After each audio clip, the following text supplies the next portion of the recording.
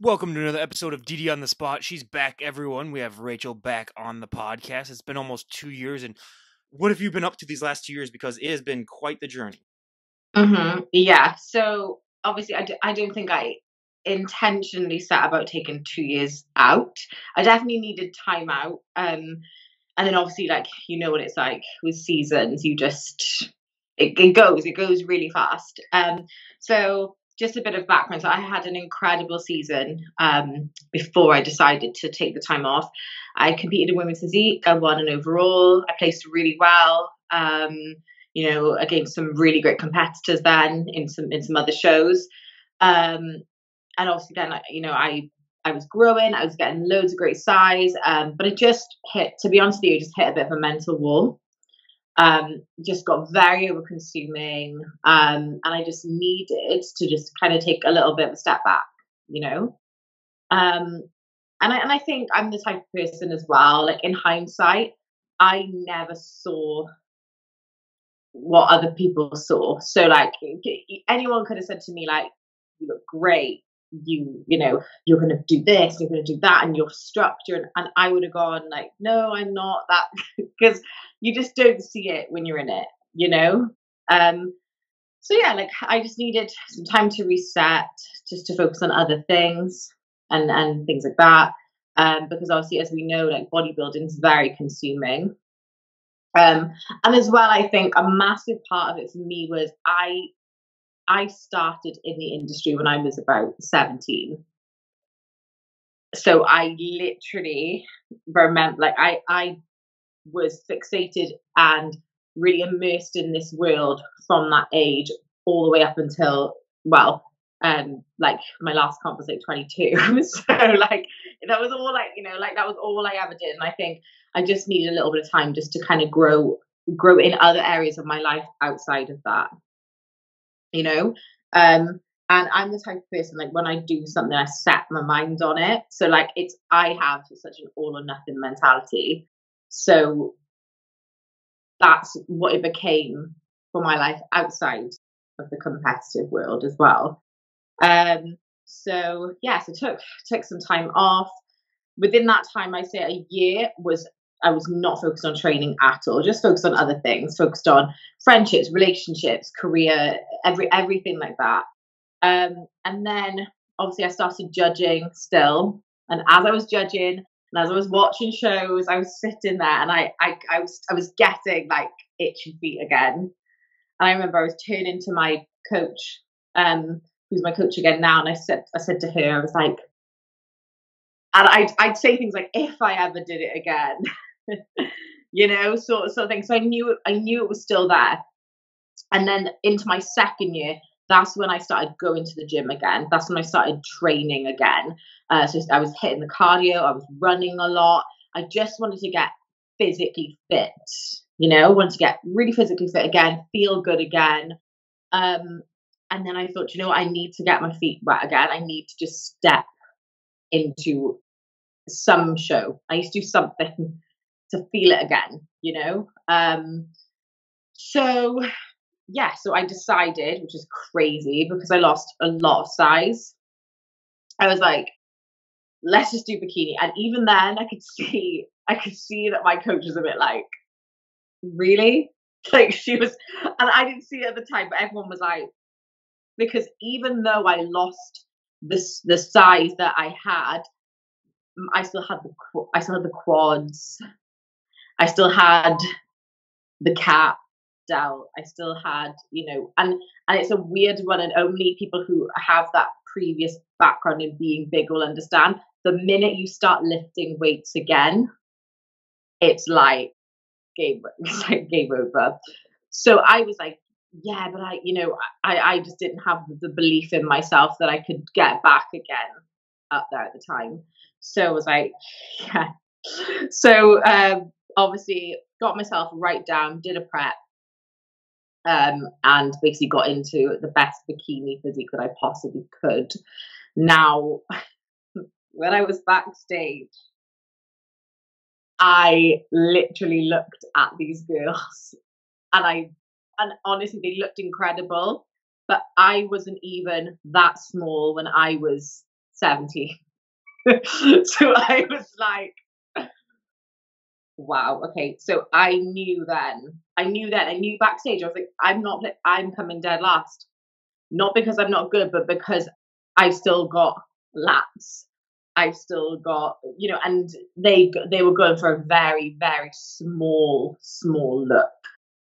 So came off stage, and basically since then, I like I just said to you before we started, I was starving. I felt really ill then. I got really sick because I got so depleted and so low down. I wasn't eating how I'm used to eating. It was ridiculously low for me. I was restricting my genetics. I was restricting my training capabilities. So basically, I took a week off after the show to kind of get fully recovered, and then essentially I just started eating again. I started eating carbs, red meat, lots of fat, lots of protein, lifting, and here we are now. So, growing and getting more size, and I am happy to say that I'm going to take this year as a full productive off season, and I'm going to go back to women's physique. So that is such a nutshell. Like, that is obviously very, very, because you can't really explain 2 years, but in a nutshell, that is it. And I would say I really restricted my genetics, and that's so difficult. It's hard. And what was that like mentally, going from where you were at previously to when you were at your smallest? What was that like? Because you worked so hard for that look, and then to pull a complete 180. How did you deal with that whole mental side of it? Um, do you mean which time now? Like before you started to even like get back in the gym, because I struggled with it myself when I started to really lose a lot of my look when I was at my best shape. Like, I struggled with it too, even though I knew it was for the better for me, just because I was having sleeping problems and everything that goes along with that. But how did you deal with that mental side of, like, I worked so hard for this, and it kind of seems like it's not like it's all for nothing, but it seems like what now? Yeah, yeah. It was hard. It was hard going back into a space where, I guess, and I had to just bite the bullet. I think a lot of it was like other people's expectations as well. That was hard. Because you feel as if, and I think that was part of it. You feel as if like you're starting again. But I think that's just necessary, sometimes. And once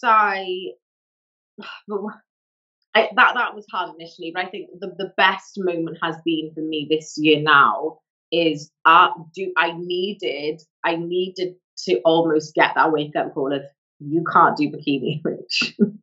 But I needed to do it to realize that. And then once I had that, it was almost like, well, I've got two choices here.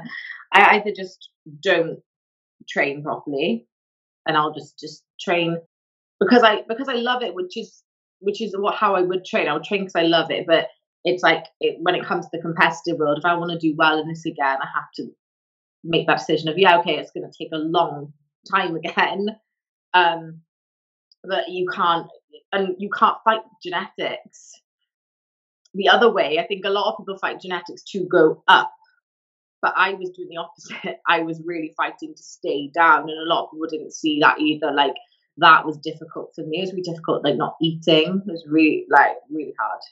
You mentioned that you have like that personality, which I think every bodybuilder has, where they go all in on stuff.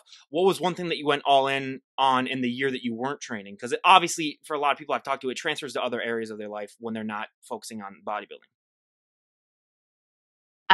Yeah. So I would say I went all in on just self development. Like, just obviously for the first time I was able to put all of my financial efforts into other aspects of my life. So my home, car, and things like that I needed to like solidify again. Not that I didn't have all those things, but there's no way I'd be sitting here, in, well, essentially my own place, or like having my own place, if I was still sort of really, really heavily focused in the bodybuilding as well, because it's really difficult. People do both, but it's difficult, especially when you're on your own as well. It's really hard to like micromanage all of those other things. Um, and again, I was obviously off my phone quite a little bit, so it was just nice to experience moments in life that I wasn't documenting all the time on my phone. Um, you know, like I like to say, like I was really not living life through a lens. I was actually like living it through my eyes, which is really, really like, which is nice. Yeah. The moment I decide to stop doing this podcast, I am not going on Instagram for at least 3 or 4 years afterwards. Like I am just shutting down completely. Really. Yeah. Oh yeah, because I've gotten to the point too where I hear people talk about just how great it is, and it's like, yeah, I need to do that. Now, obviously, I'm not going to stop this anytime soon, but like when that day does eventually rise, I'm just going to be like, okay, I'm just going to shut down. Obviously, I'll message people that I've had on, and be like, oh, it's great having you on, and I was like, if you really want to contact me, here's my number, or something like that. Like I'll do something, but like, yeah, because it does get really trying and taxing a lot of the times, but. What was your nutritional journey like for the year that you took off to now? I mean, obviously you weren't eating as much, but what was that like to get back into the thing of, eating as much as you're eating right now? Oh my god, it's just been. My body must be going like, what's going on? That's why I said So before, I was like, your body just must absolutely be screwed, Rachael. Like it's just. like, what's happening? Yeah. So I would say I've never eaten. I think because I've been, as I said, in the industry for so long, it's been and having done dance athletics in the past, it's always been kind of ingrained in me that I've never really kind of eaten really outrageously or like, completely off off track. What I would say is, so when I took the year out, I got into a very relaxed mindset with it. Now, I'm actually, okay, I did not look my best, admittedly. I didn't. But I'm actually really thankful that I did that for myself, because I think now my relationship with food is very good, because now I know that in the future, when I am actually done with bodybuilding, I can do that. And I didn't feel guilty. I didn't feel, like I was, yeah, like I just got into that mindset. And I know that that's really hard to do as a competitor, just to kind of eat normally. Now, I was still making good choices, like protein wise, carb source wise, but I mean, it wasn't a case of like, I have to wake up and eat, 6 meals or. What was your go-to cheat food during that year period? See, that's interesting, because I didn't really have a cheat, because I was eating. I hate saying normally. There's surely a better word, but I was eating like so. I didn't feel like I needed to cheat a lot, So even when I was going out for food, it wouldn't be a case of like, okay, this is my opportunity that I have to have something off plan. So I would just go out and I would have sometimes like say a steak and salad. But usually, if I was in competitive mode, I'd be like, I have to go out and I have to have like steak, French fries, like garlic bread, and then I got to have the dessert, and then so that actually built up a really good mentality with my food. What was your friends and family's reaction like just seeing you go through this roller coaster? Mm, um, do you know what? Like, I feel like they didn't really say a lot. I felt like they just left me to kind of like do my thing, which is really good because that's how they've always been with everything.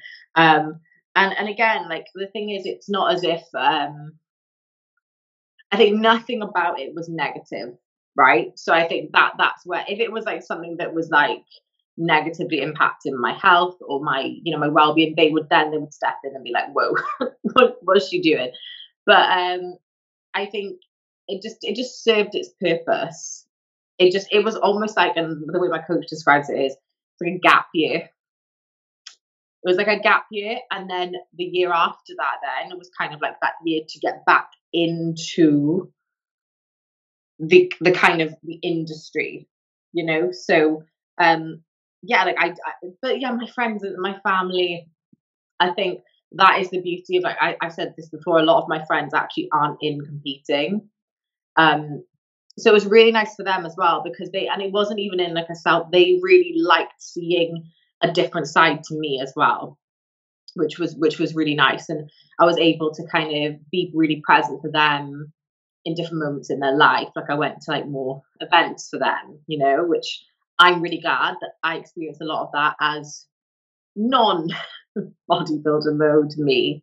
Yeah. And then you told them you're going back, and they're like, "Well, Jesus, Rachael, come on." Yeah, yeah, that was nice while it Yeah, lasted. exactly. They're like, "Well, I guess we had you for at least a year or so, but there's that." But how long into your coming back did you realize that, like, hey, bikini might not be the best thing for me? Because, like you said, that's one thing that I'm not afraid of, but like one thing that I know is like when I get started back in those weights again, it's gonna be not as hard as I think it's gonna be, honestly. I think that's what shocked me, is like I thought to myself, oh my god, I was like, I was almost a little bit, which is not what I'm usually like, but I just didn't want to kind of, I guess, put too much pressure on myself, right? So, but then, as honestly, like I said, as soon as I increased that food in the right way, so started eating my minced beef again, I started eating steak again, I started getting my 6 meals in, and then I started training properly. And I mean like how I used to train. Hardcore, heavy, body part separation. Literally within 2 weeks, I was seeing like I'm growing again. I was like, or not necessarily like, but the muscle I had, I was like, it's there.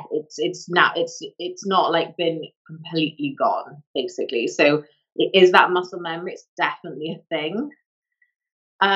And then I just realized, I was like, I think that in this industry, like I said, I think a lot of people push themselves to places they probably shouldn't, to get bigger, to get size and be in categories that maybe are, sorry if I sound out of turn, but aren't within Yeah, their reach, right? I've talked to dozens of people that do that. Yeah, I totally understand what you're saying. Yeah. So I think what I was doing was the opposite. So I was making myself sick and myself ill by trying to do bikini. I mean, and then it came to a point where I was like, I've got two options here. I either like continue to force myself into something that's not right, or I allow my body to do what it wants to do, which is essentially, if I eat and train, it just fills out in the right ways. And I think I went from bikini to physique in about 2.5 years before. So the way I've looked at it is, I'm in a better place now.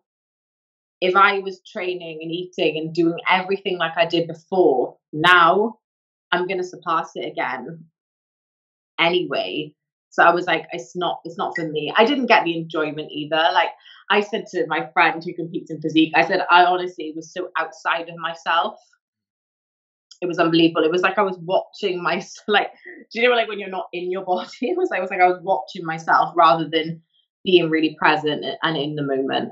I'm not gonna lie, when I saw that post that you announced that you're gonna try bikini now, I went back and I watched some of our old podcasts, and there was that one where like you were wearing a shirt and you were just like so wide, and I was like, okay, how is she gonna go from that to bikini? Like I was just like, what is going on here? But then yeah, I saw it. You didn't look bad at all for that bikini show. But yeah, it's just like some people, like, you just have that natural genetic disposition where it's just like you can't do.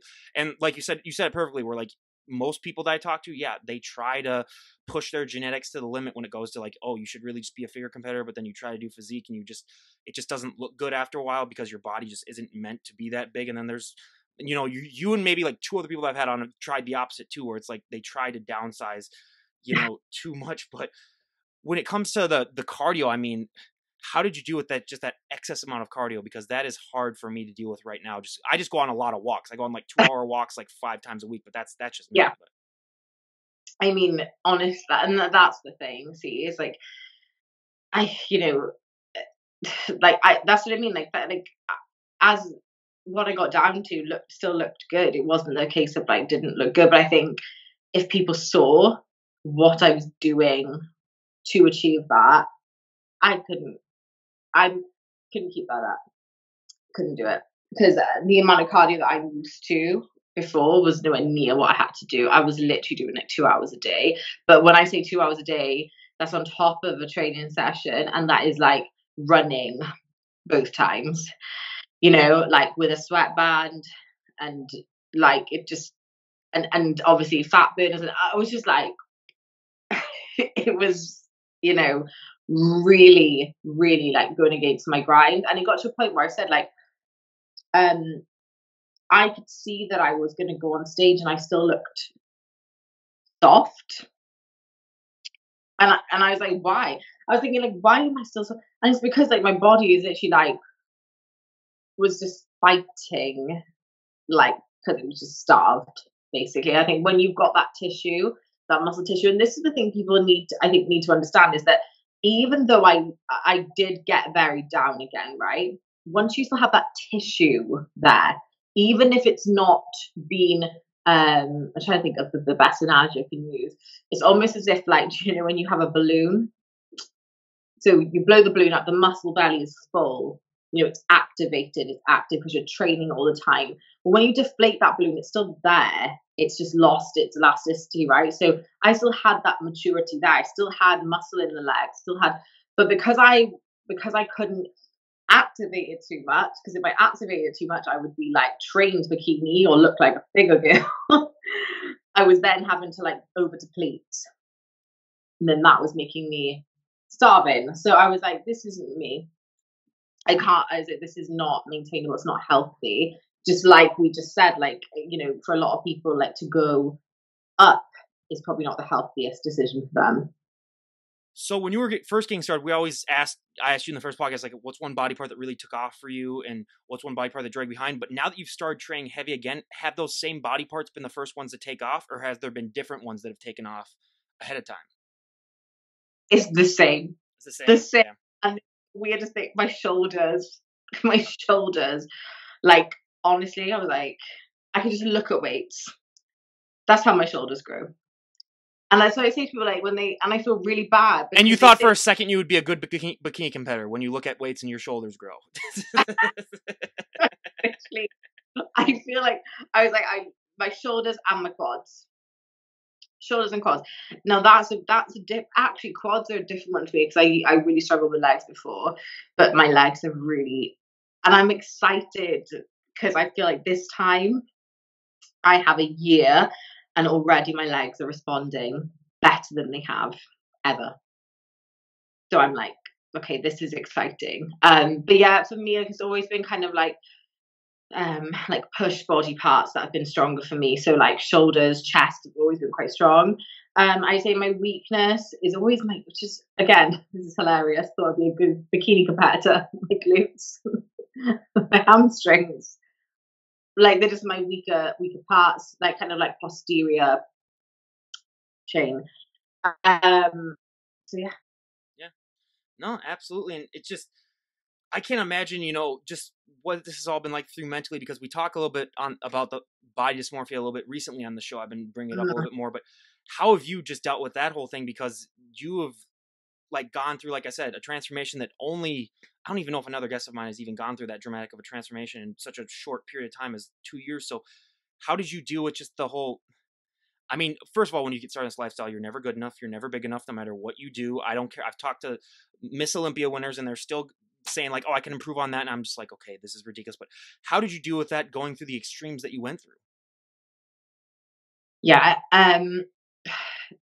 It's really difficult. And I think it's really hard. It's hard because of social media. That's why it's difficult.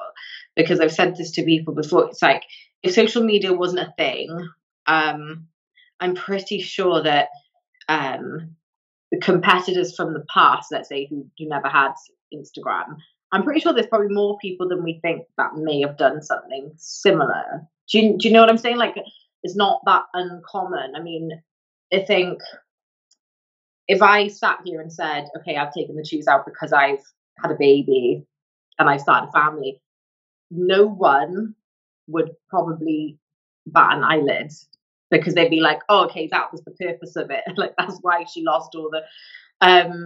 that's what I mean. It's social media. It's because I feel like we always think we have to have this big reason um bit behind everything, and I think the mental battle has just been not caring, basically, like not worrying. And if I put out there that I was like, yes, I'm going to do bikini, and then and now I'm not, it usually I'd be like, oh my god, I put that out there and now people are going to think. And but the truth of it is that was true at that time.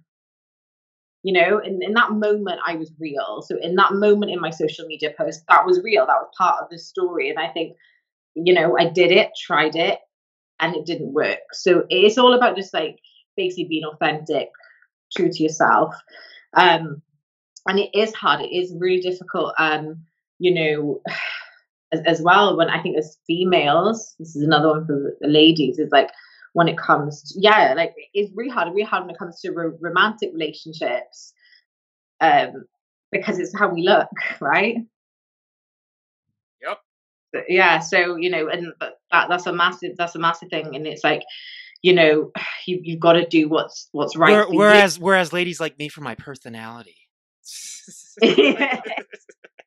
No, I know exactly. I've heard, like I've said, doing those in-person podcasts that I've done, we talk about some of that stuff like off camera, before or after, and it is crazy how much more different it is. Yeah. It's really hard, like, and I because essentially you are the same person, right? Like, your goals are different, you are the same person. But I can see from someone else's point of view, we change our body so drastically that it is crazy for some people. So like, it is mainly for women. And obviously, you kind of have to just do what is right for you and what makes you happy, because the right people will understand. It's hard going back into an off season. Like, god, it's been really difficult for me. I haven't pushed food again. Like, sorry, I haven't pushed food since obviously my last off season, which has been like, whoa, okay, this is hard, I'm not used to this again. And seeing my body change has been really difficult, but I have to remind myself that it's for this purpose, and that anyone that truly likes me, whether it's a friendship, whether it's romantic, whether it's anything else like that, will like me. It doesn't matter. But it's hard, and you kind of got to be a bit like, you just got to be really self-assured and confident. What was it like not maybe getting as much attention when you were, scaling down a little bit? Because like we talked about on the podcast a lot of times, like how you're sort of like a mini celebrity, like when you're right on prep, because it's human nature. But what was that like to maybe not get as much attention because you didn't have that sort of, I'm not gonna say like freak factor, but just like out there kind of factor? No, that's okay. Yeah. Let's you know do you know what, it was quite nice. It was quite nice. Like, it was really nice being, like I said before, like, I would go out in the past with friends, and it would always be, this is how it's gonna sound big headed, but this is what it is. It'd always be about me, like, as in, because we'd sit outside in the summer, and some guys would walk past, or girls, and they would literally, there'd be a comment, or there'd be a conversation started about, oh my god, do you train, do you eat, and I yeah, so that was nice, because I'm not, I like the attention not being so fixated on me, which is really nice. And it was as if I took a proper break then, because I took a break from that as well. I didn't get any of that. Um and then, yeah, like, I guess it was a bit of like mental relief as well. Um and I also think now, going back into it, like, I can see now how to manage that better, which is, it's almost like a maturity point of view as well. Like, I think I'm more ready for that when that time comes again later on in the future. Like, I know how to kind of go about that now better. I mean, obviously bodybuilding takes up so much time. It's a very, restrictive lifestyle, but being that you had that year where you kind of experienced what it was like to be somewhat of a normal, 20-year-old, do you plan on, now that you're back into it, do you plan on maybe incorporating just a little bit more of that time. Obviously, you're not going to like go out and just eat like crap or like go out and just drink a lot, but like, do you plan on maybe just having a little bit more time than you had previously before then of just going out and socializing, just because you experienced that and you realize that like, hey, it might not be as bad if I just do it a couple more times than I would have had I not had this break? Yeah, I think that as I said, it's a very weird one. I think this is why I almost needed it, because I think I'm actually, without sounding cheesy, like I don't think I'm going to be back. I think I'm going to be better, because I think all round I feel better, because now I know that um, you know, although I am very, like, don't get me wrong, I'm very fixated. I'm a very focused person. Otherwise, I wouldn't come back to it. Full stop. I do feel like I'm so much better at making time for, like you said, like those kind of normal aspects of my life, and the way I approach those, I feel like now I have that kind of that time and that softness and that kind of, okay, let's just put the bodybuilding to a side for a moment while we focus on this, and then I can go back to that, and nothing's going to happen. Like you're not going to drop weight, you're not going to, no one's.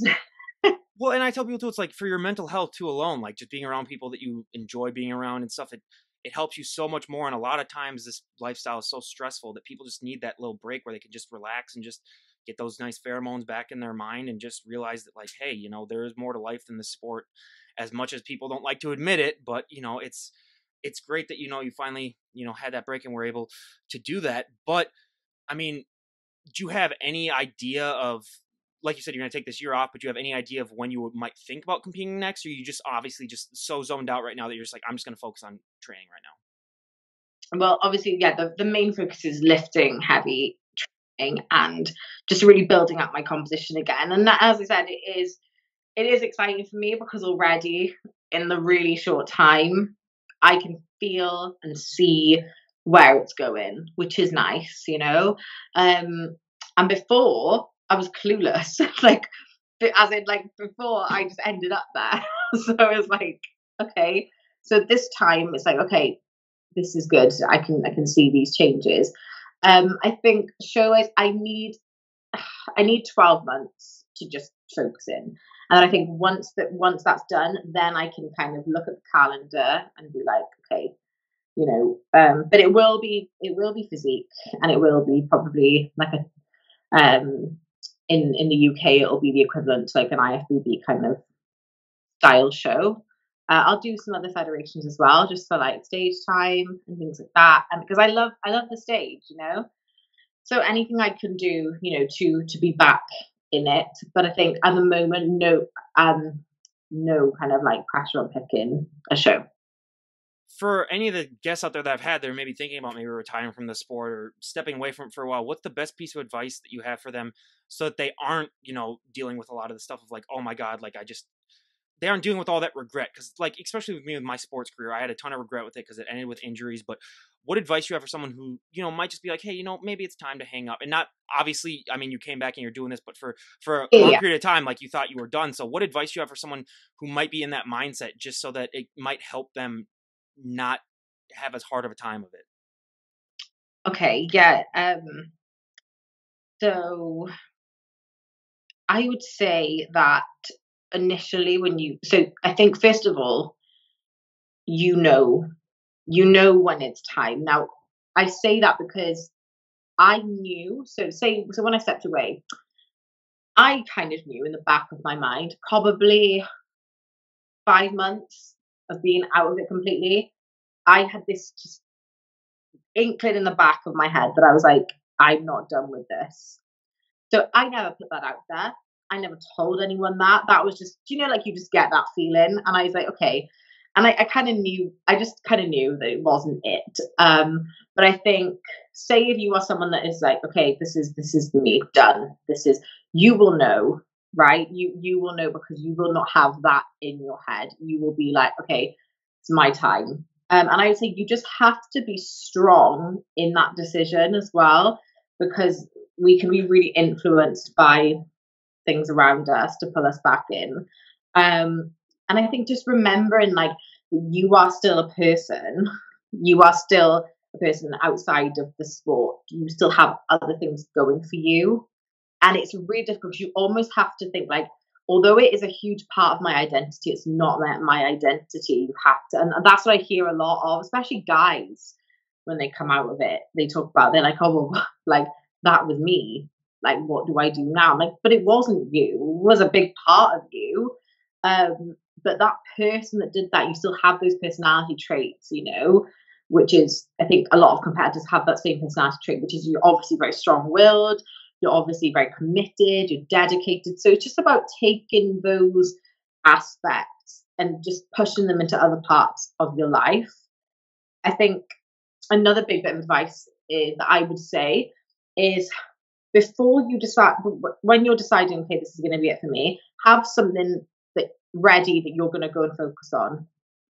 So it doesn't even have to really be something you are going to see yourself in long term, but have something there that you're going to like think, okay, as soon as I come out of this, I'm going to get onto that, because that'll automatically give you something else to fixate on and get you into a new space and out of that.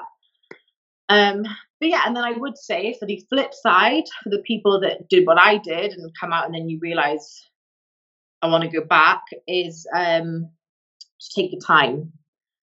Take your time, because, and that's what I made sure I did, was like, until I was fully ready to be like, okay, this is it. And no one said come back.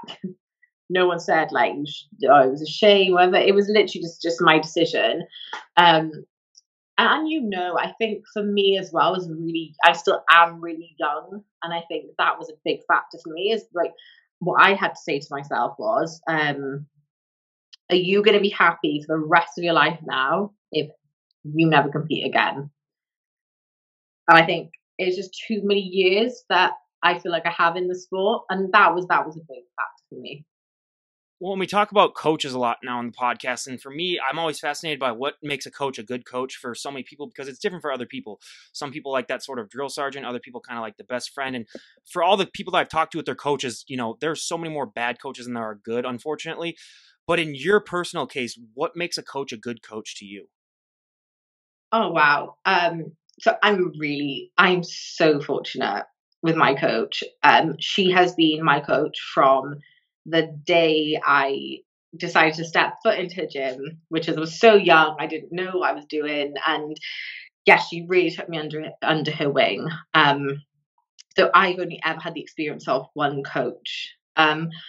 And you know, over the years now, it's obviously our relationship's grown. So you know, Lisa isn't just a coach to me, she's turned into one of my best friends.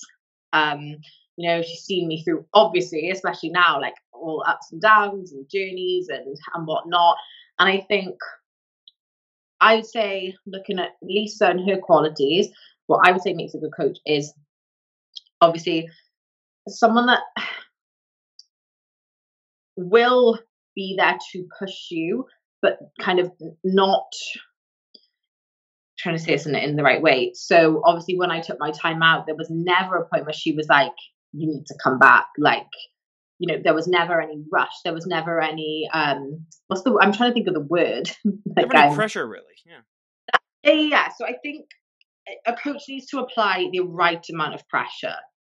I think I see it a lot where coaches are so military, right? And that's great, but it doesn't always end well, because there's so much pressure applied by that coach. And I think that she applies the right amount of pressure. It's like, there was never like, you have to come back. Like, there was never a rush on things. And the same as when I'm growing or when I'm in the off season, it's always like, she keeps me on track. She makes sure that I'm ticking the boxes, but it's, you know, it's never like a real like hard like push. Do you know what I mean? I think trust between, and that goes both ways. Trusting in that relationship is really important, and just someone you can get along with. You know, like that is so key. And I think a lot of people, when they're looking for a coach, that they're looking for the wrong things, right? They're not thinking, can I just get on with this person? Like, do we vibe well? Do we have the same ethics? Do we have the same morals when it comes to what we're going to do to achieve X, Y, and Z. You know, that is so overlooked. You know, there's a lot of coaches that have a lot of hype, right? But for me, I know that if I couldn't click with them, if we couldn't have that relationship, I couldn't be coached by them. Absolutely. It really does come down to that personal relationship too, because yeah, so many people, they just don't appreciate that aspect of it as much as they honestly should. But a question that I literally just came up with last podcast, and it's again one of those that I'm punching myself over not taking this long to come up with, is if there was a skill part of the bodybuilding show, like if there or a talent portion, I should say, what would your talent be? Oh, that's such a good question. I know, that's why when I thought of it my last podcast, I was like, how it took me what 630 episodes to finally come up with that question. So then I was just thinking randomly because the guest before was telling me that she was a really good singer, and then like she was saying some really long answer, and I was zoned out a little bit, and then I was like thinking of like, wait, what if they had a talent portion? And I was like, just thought. Do you know what? I wish they did sometimes. Because, does it have to be like related to like fitness or? No, it could be just like a beauty pageant, how they have them do a talent. Like some people play piano, some people like sing, some people do other things. Okay, I would. That's so funny. Okay, so I would have said because in the past, like if I could, it's gonna be really funny. I can't even say it.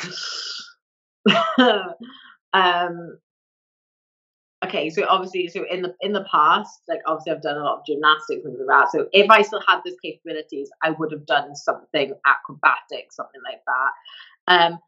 But as well, this is I don't know if I've shared this before, but obviously throughout my childhood and like, to a high level, this is hilarious. I actually played the French horn, hilarious, really well. And I'm talking like orchestral level, grade 8. Well, I get my French horn out. That would be a sight to see. A person in competitive level shape playing a French horn on stage. That would I be. would. I mean, honestly, obviously they probably shouldn't do something like that, but I think it would just be funny to see that just for a show and just see how that would go. Like, could you imagine at the Olympia like a Andrea Shaw playing like an oboe or something like that, and then you're just like, come on, people, like that would be again. It's just a fun thing. That's why when I thought of that question, I was like, that's like the best question I've ever thought in my entire life, just because it's so funny to think of like what that would look like. But yeah, That would look insane. oh, absolutely. Like it would break the internet though. Like it would be hilarious to see someone in that, and you don't even have to have them in their bikini, but if they were in the bikini, that would be even more hilarious too. Just on that stage, just playing that, like that would be, even better. But I what was love your that. what was your experience like with the posing aspect of bikini, being that you were so used to the physique posing, which is just couldn't be more different. Bikinis, like, it's just so different. I found it really hard. I found it really hard because although I have a girly side to me, that was so out of my comfort zone. I felt because even the way I had to like twist my body and the angles, like, I actually think hats off to bikini girls because it's in heels as well. And obviously I'm not used to heels on stage, right? So that was a shock as well. And that was another thing was coming from being a bigger competitor, I felt heavy in the poses. I felt really heavy, like my quads felt heavy. Um, and I feel like in heels as well, when you're trying to do all those like dainty poses, it's about how you feel as well. This is actually quite funny. When I did the eye walk, a friend of mine was one of the judges, right? Not like I should be saying like a friend of the judge, but like in the industry, like each other. And he said to me afterwards, he was like, when you walked forward, he literally turned and was like, "Look at her quads," because he was like, "What is she doing?" Like, because even then in the light, when I walked forward and I was trying so hard not to flex them, it was evident like most of my leg is still going to be muscle. So that was really hard because I had to underpose myself as well. And I'd worked so hard being short to overpose in women's physique to make myself look bigger. So that was really difficult with like having to like really pull myself back. did this experience give you a extra added appreciation for maybe bikini competitors? Because I've talked to so many people, unfortunately, that are in like the physique and bodybuilding, where they don't like look down at bikini competitors, but they just think it like, oh, it's easier. They don't really have to do as much, you know, of the training and all that other stuff. Did this experience sort of give you an extra added appreciation to that division? Yeah, massively. It really did. You know, because I kind of got into that, even though I came from bikini originally, right? I think that was the only reason I did that, though, was because I was very young and I just wanted to like just start somewhere. So I think I did go through a long period of time, and I'm not afraid to say it. I used to think, I was like, they don't train as hard, they don't work as hard. Well, So, I was gonna say, I said some of them, but in real honesty, it's basically everyone that I've talked to. Like off camera, they'll be like, "Oh yeah, those people aren't really like they don't really train as hard yeah, and stuff like." Yeah, it's, they'll hear that all the time. Yeah. and obviously it's given me a whole new sense of kind of admiration actually for them, because I can say that it is very difficult um to hold yourself the way they do, to get to that like how tiny they are. That's a skill, right? That's still a skill. It's still a skill. Like, we have to kind of maintain size and go in full and have full muscle bellies. It's just as much of a skill to kind of achieve the look that they achieve as well, and have that kind of like that real like grace and poise. And so yeah, honestly like, yeah, totally. They work just as hard. Well, I ask you this question every single time, and I will continue to ask it every time you come on. If there's one thing you could change about the sport, what would be one thing you'd like to see changed? Um, I'm gonna always say it. I would just say more. Um, I would say for the bigger women's classes, more exposure. You know, on it, I still don't think there's enough. You know, just like making it a bit more like normalized, like we have with other categories, right? So, you know, I think wellness and bikini are very hyped up at the moment. But then in the way I look at it is like the legs of a wellness competitor are no really different from like the legs of physique bodybuilding. So why, just because we bring the upper and the other things, can't it just be made that that is also a category that's held up as much as we hold these other divisions up? So I would just say that, and just in general, like prize money, and because it costs so much. Like, they're not even paying for us to get there. It could be like, obviously amateur level very different, and I understand that to be good at anything you have to pay your way. Obviously, it's like any sport I've ever done is expensive. But it'd just be nice that to see like the athletes we are getting back what we put in. I mean, I couldn't agree with you more on any of those myself. And like we do all every time, is there anyone that you'd like to give a shout out to before we wrap things up? Just like God, like just like my coach, and just like my very small circle, like group of friends, and just like everyone that has. I think there are very few people that have stayed with me throughout all of the journey, and that's been quite eye opening as well. You know, because even now, in unfortunately, like deciding to go back into doing that, I've lost some people already, because it's like, okay, you're gonna do that again, like, um, you know, and so I think just like a big shout out to anyone that's basically just stayed with me throughout the journey, because I haven't changed. Like, I'm still who I was throughout it all. I just grown and matured and things like that. And to you as well, like, honestly, a massive shout out to you, because you've obviously stayed and messaged, and I'm just honestly so privileged to be able to come back on. Oh, there's people that I've talked to. There's like dozens of them that have stopped competing, and I still message them, you know, every couple of months or something like that, just to check in and make sure that they're doing all right. So for me, again, I could care less whether or not you even lift a weight the rest of your life. It's just Yeah, if I think you're a good person and I really gelled you, it's like, yeah, I still want to, you know, stay in touch, which is one thing that I think differentiates this podcast from a lot of other of the bodybuilding podcasts, is that, you know, it's not all about how someone looks. It's about, you know, the inside. And so, yeah, I appreciate that. And again, everyone, go and check out Rachael. Now you're taking a break off Instagram again, right? yeah. So my account is still active. I'm just haven't been active yet. I will be, but yeah, you can still Yeah. go and Well, yeah, I'll leave a link down below to her Instagram again. And yeah, again, Rachael, I cannot thank you for coming on again and sharing your journey with us. It's quite as the moment that you announced that you're going to do the bikini, I was like, okay, she definitely needs to come back on now, like because that's just such a rarity that I hear now. But again, thank you so much. I really appreciate it. Thank you. Absolutely. Now, everyone, this is Ryan Johnson, DD on the spot, signing off. Have a great day, everyone.